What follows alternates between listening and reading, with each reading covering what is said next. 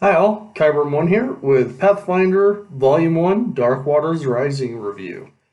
This is my 61st review. The themes here are making lore accessible, demonstrating roleplay, introducing GM techniques with show and tell methods, and it really develops backstory for the icons, and it really flushes them out as characters. And I think that would help new role players and GMs figure out how the mechanics of the game work in role playing sense. So this reminds me of a perfect sandwich. Some things just go together really well.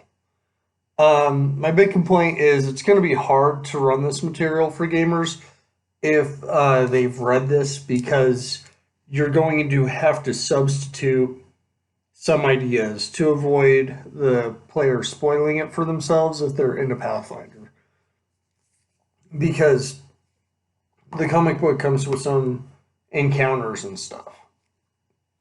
So the key points, though, or sorry, high praise. They tell you the miniatures uh, associated with the encounters or the pawns if there is an equivalent or nearby close approximation. And if players want to get judgy about this, you don't need that. Okay, it's already an expensive hobby. Tell them, look, if you want this, you bring it to the table. I mean, the cost shouldn't be reliant entirely on one player. Um, the key points, though, are the story on 7 to 159, uh, alternate covers on 160 to 179, Sandpoint Gazetteer on 180 through 185, the Junk Beach Encounter on 186 and 187, Sione, Valeros, Ezrin, and Mizrael are on 188 through 191. Their stats are listed out and things like that, their equipment.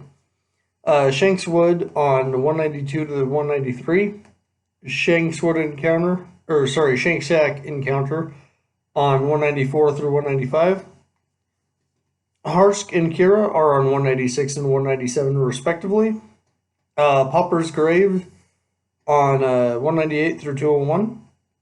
Under Popper's Grave Encounter on 202 through 203.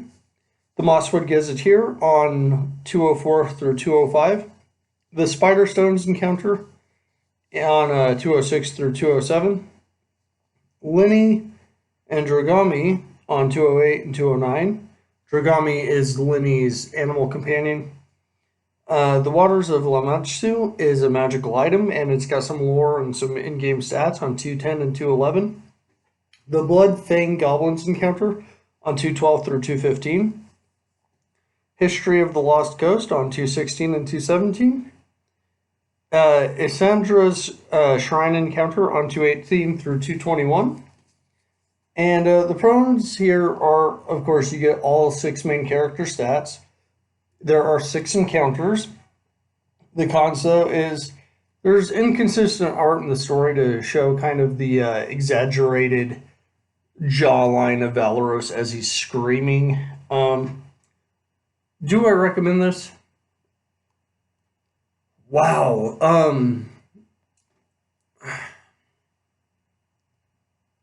Yeah, I would say so. And because if you're trying to get players into the world, into the lore,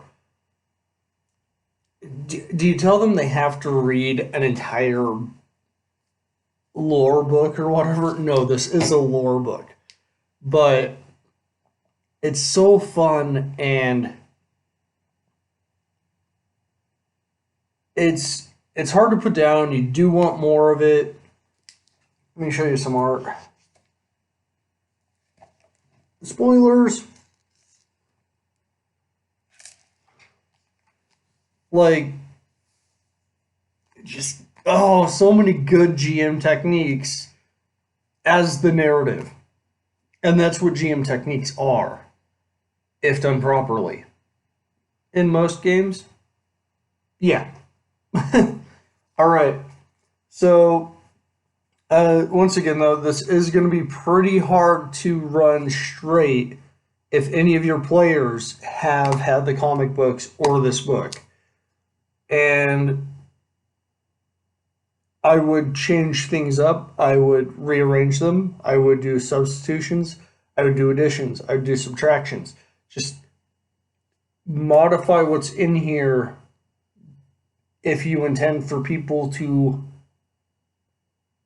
read this before playing with them. Yeah. All right, Kyber 1 out. Recommended.